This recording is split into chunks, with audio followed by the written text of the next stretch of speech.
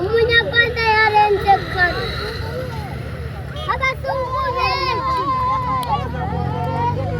Twabitangiye turenze mu miyove tugeze aho bita ku kirenge ariko tumuguma hafi hanyuma noneho turenze mu rukomo akajya gikomeza tureba avuga ati aba bantu bashobora kuba bari mu isiganwa bari mu bakurikiranye amagare ati rero ndagenda mbacunga kugira ngo ntaza kuyoba ko yari yageze ahantu abandi bamusize tugeze aho tuvanura ikirahure turamuvugisha atangira kugira icyizere ati aba bantu ni bazima. I was really cold now. Yeah. I'm not used to riding in the rain, and I think we were still about 60 kilometers to the finish. Then when you stop and offer me a lift, I was like guessing, but then I didn't have a choice because it was really pouring. I couldn't even see where I'm going now. Yeah. So I took my chance, let me just jump in the car. But then seeing you guys now taking me to Kigali town, I see that, these guys are really good. Yeah. They are godsend. It's not everyone who can do this. Yeah. I was really scared, thinking I'm lost now. Yeah. What made me more scared because I don't have a phone, and even if I did have a phone, I don't have a network or data. Bakunzi ba KOP rero hano twazindutse tuje kubarebera amagare ku munsi ubanziriza uwa nyuma. Aha turi ni aho bita Rwanda urenze mu karere ka turi muri Burera ariko twaciye Gicumbi twinjira Rurindo. Aha azi rero n'imodoka zibanziriza amagare nyirizina ku isaha ya saa 5:02 hano urenze mu Miyove niho turi ariko imodoka zibanziriza amagare nyirizina buri bwahagurutse Musanze ariko nyine za modoka ziyagenda imbere ubuzo zimaze kugera zisesekaye kiramo murabibona ni ikirori kitoroshye cyane. Aha turi ni muri rya korosi abambere baciyeho iri ni rya korosi rikunda kugwamo abantu batatu bambere ntabwo ndi kubona ibihugu byabo neza.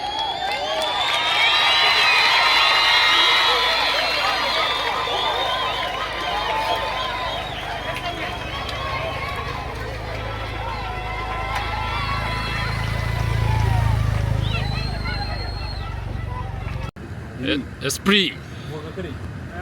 Esprit.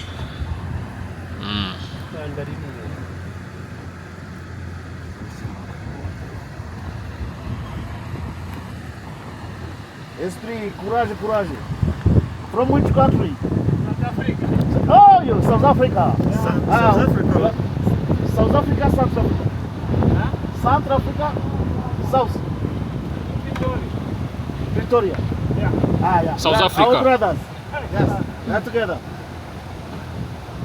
Let's bakunzi ba KOP rero turu di Rwanda.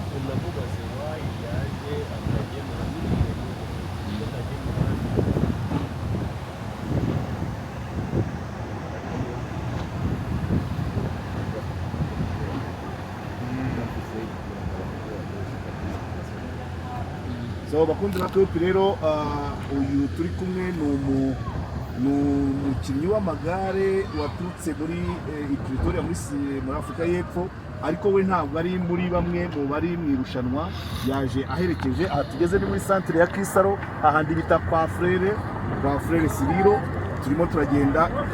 Uyu ari inyuma ariko ntabwo ari mu isiganwa.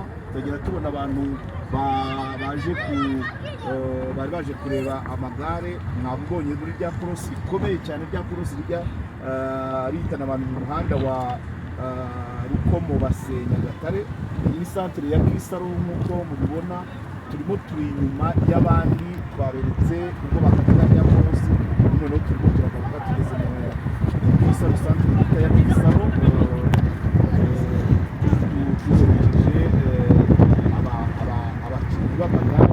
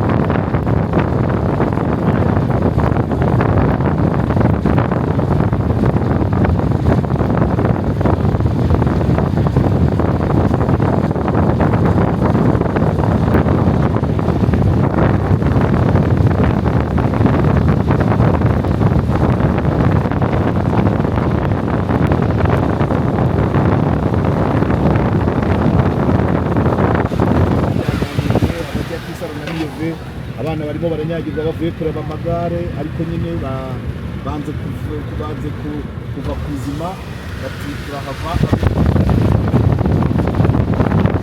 n'uyu munyonzi mu kibanyuma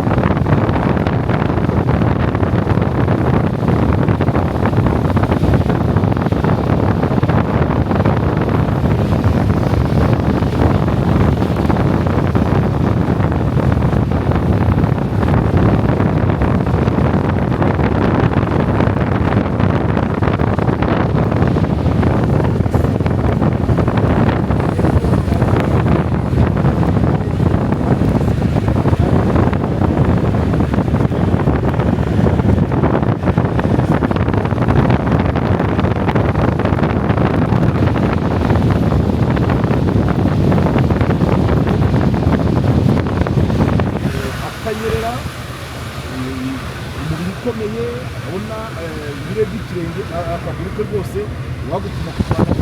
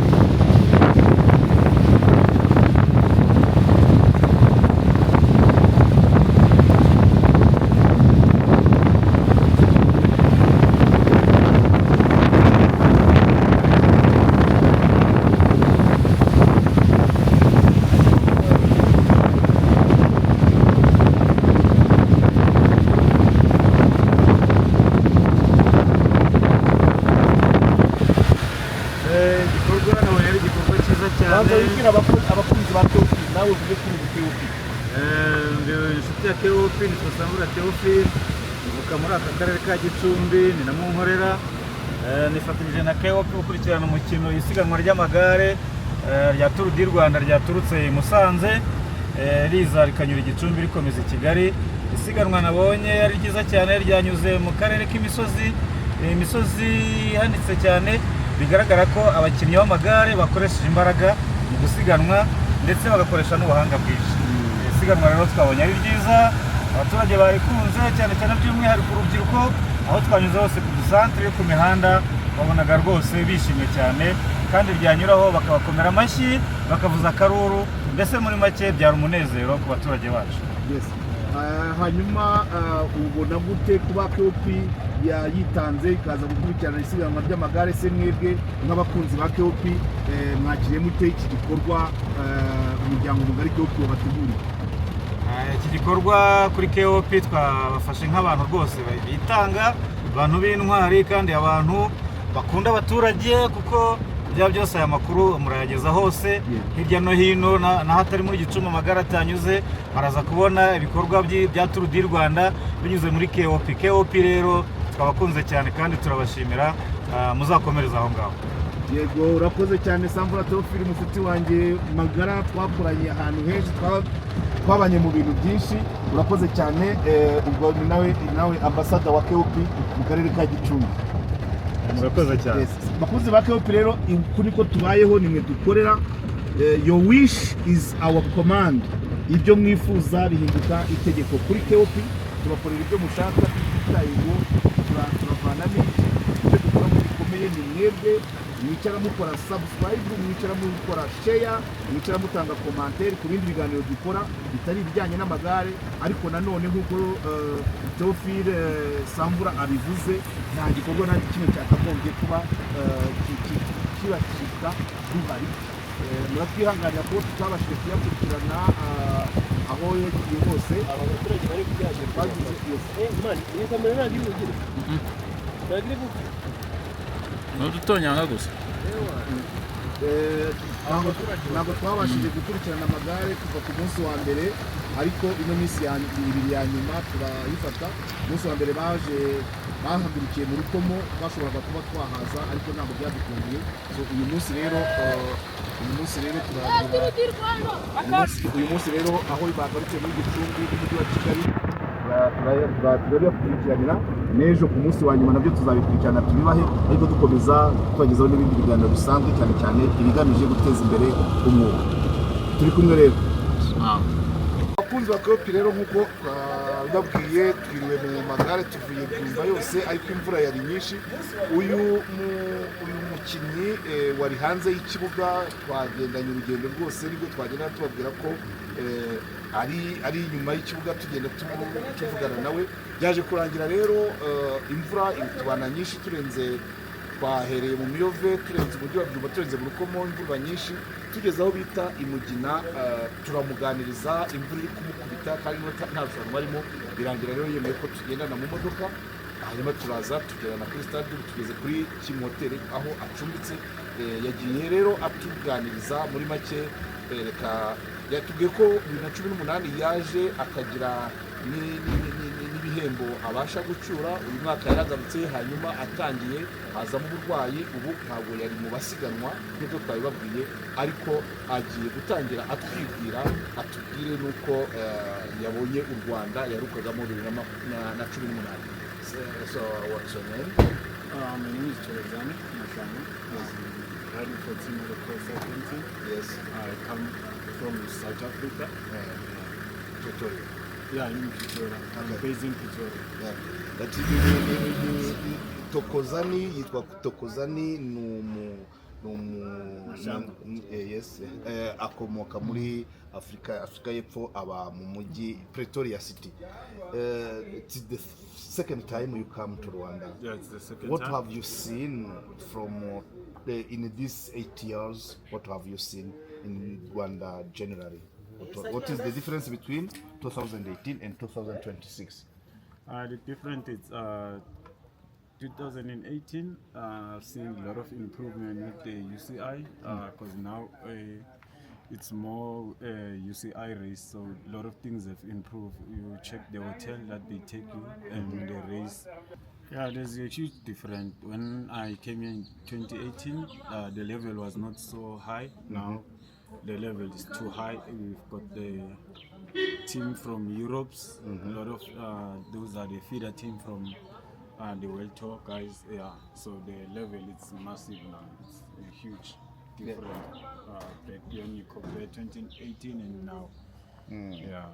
Aragira ati rero ati harimo itandukaniro kuva 2018 kugera 2026. Avuga ati hamaze abakinnyi bitabiriye isiganwa, harimo n'amakipe yavuye mu Burayi. Akavuga ati kandi abantu babaye benshi, akanashimira ko n'amahoteli amwe uko yakoraga 2018 atari ko yakoze muri 2023. And what about the environment and the social welfare in general? I wouldn't compare much. Always Rwanda, the spectators, they show up in the race. Yeah, it's always massive to see spectators in Rwanda. They support cycling. It's like in South Africa when there's World Cup. So you compare racing here in Rwanda, it's like it's a big tournament for Rwanda. Yeah. Arashimira rero ngo ikintu cya mbere yabonye nuko mu Rwanda hari abafana beza baza gushyigikira abanyonzi, baza gushyigikira abakina ku magare. Akaba atiyongeranyije na Afrika y'Epfo, abafana baza ku mihanda mu Rwanda bameze nk'abaza muri Afrika y'Epfo iyo habaye irushanwa mpuzamahanga, irushanwa ry'isi. Ati rero abanyarwanda mwagaragaje ko mukunda umukino w'igare. So now what about this Tour du Rwanda 2026? 2026. So what about you? How was the team and the racing? Yeah, it's a different coming now from this year's Tour de Rwanda. We had 5 guys from South Africa from Team Tinolo.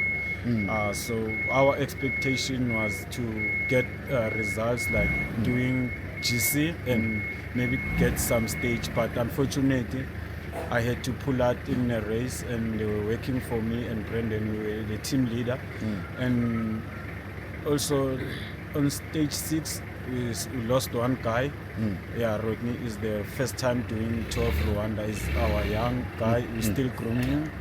Yeah, he couldn't continue the stage. Yeah, but we're looking forward to next year. So now the team of South Africa, they are still There are 3 guys now left in the team. So aragira ati ku ruhande rwanjye twavuye muri Afurika y'Epfo turi ikipe y'abakinnyi 5 ati noneho ngewe ndakina ngeze kuri round ya 4 ati ndaza kugira muraho neza meze neza yego mukorera hano cyangwa mwaje okay. Ati naraje twaje turi ikipe y'abantu 5 hanyuma ndakina ngeze ku cyiciro cya 4 ngira ikibazo cy'uburwayi hanyuma n'undi umuhererezi mu ikipe nawe yageze ku cya 6 nawe avamo ati ubu ngubu dusigaranyemo abakinnyi 3 kandi turizera ko twizeye intsinzi twizeye umusaruro nubwo ikipe twazanye itacyuzuye yose. So now last word, how was today?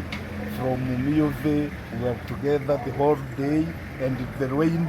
How were you feeling with us? So we're seeing you every time looking backward. So what was wrong? How was your feelings on bike, and we are behind you in the car? Now, first when I saw you, I was like, hey, these guys, I don't know where they're from. So because I'm not from Rwanda, yes. And, I'm alone there in the field.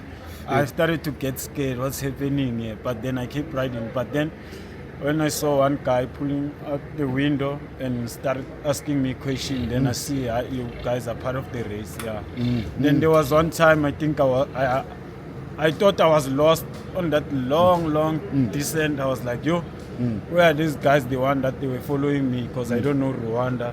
I thought maybe I took a wrong turn. But when I see you guys, that's where I keep looking at the back. Where are you? Then I was like, no, I'm still on the right path, because these guys are following me. Because it took me, like, I think 20 km without seeing any sign or a board that the race passed here. Because now I'm training, I'm no longer in a race, so I needed to keep my training going. Okay.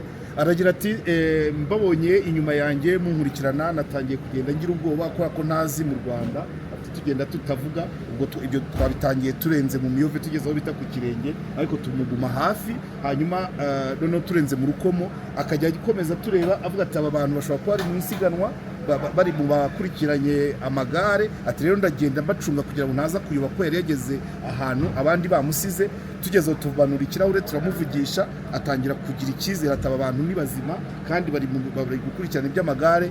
Hanyuma rero ati ntangira kugira icyizere, ubwoba burashira. Then at the given time we took you in the car, how was your feelings there? I was really cold now. Yeah. I'm not used to riding in the rain. And I think we were still about 60 kilometers to the finish. Then when you stop and offer me a lift, I was like guessing, but then I didn't have a choice because it was really pouring. I couldn't even see where I'm going now. Yeah. So I took my chance, let me just jump in the car. But then seeing you guys now taking me to Kigali town, I see that, yo, these guys are really good. Yeah. They are God sent. It's not everyone who can do this. Yes. Aragira ati rero ati nari maze kunanirwa simenyereye kugenda ku igare mu mvura, ati kandi twari tugeze ahantu hasigaye ibirometero bigera kuri 60 kuko abazi umuhanda wa Byumba murabona ahantu hari famu ya Generale aho bita ku mashuri y'Umugina, niho twamufata, ariko twari tumaze umwanya tugenda tuganira nawe, hanyuma tugeze tumushyira mu modoka, ati noneho ati nageza rwose numva ndatinyutse, ati numva shize ubwoba, ati barangenda ati nizeye ko mungeza kuri stade aho irushanwa rirangirira, ati none mungejeje no kuri hotel. So now how are you feeling now? That's the last question. Yeah, I'm happy seeing I'm back in the hotel. Yeah, I was really scared, thinking I'm lost now. Yeah. What made me more scared, because I don't have a phone, and even if I did have a phone, I don't have a network or data. So yeah, I was like, I was really scared. But seeing now you taking me to the finish line, and then we asked one of the guys what hotel Tinolo they based. Then they say Kim Hotel. You took me to Kim Hotel. Yeah. I really appreciate your help. Aragira ati rero ati ngeze mu modoka numvishe nishimye, nzi ko mungeza no kuri hoteli, nabanje gutekereza ko nayobye atari ko mushyiramo icyizere, mugejeje no kuri hoteli rwose, ati nabwo abantu beza, ati abanyarwanda nta bantu bazi kubana, ati rero nabashimiye cyane. So thank you. I'm the one to say thank you. Really appreciate it. Yaramaze kuvuga ati nari nayobye, ati kubera ko na telefone nari nayisize muri bisi, ati niyo nari kuyigira kandi nayigendanye, ati nta network nari kuba mfite ya hano mu Rwanda, ati mbese byari byanyobeye, atari ko mwambereye mwambaye hafi, nuko that's the way one is live. We love visitors.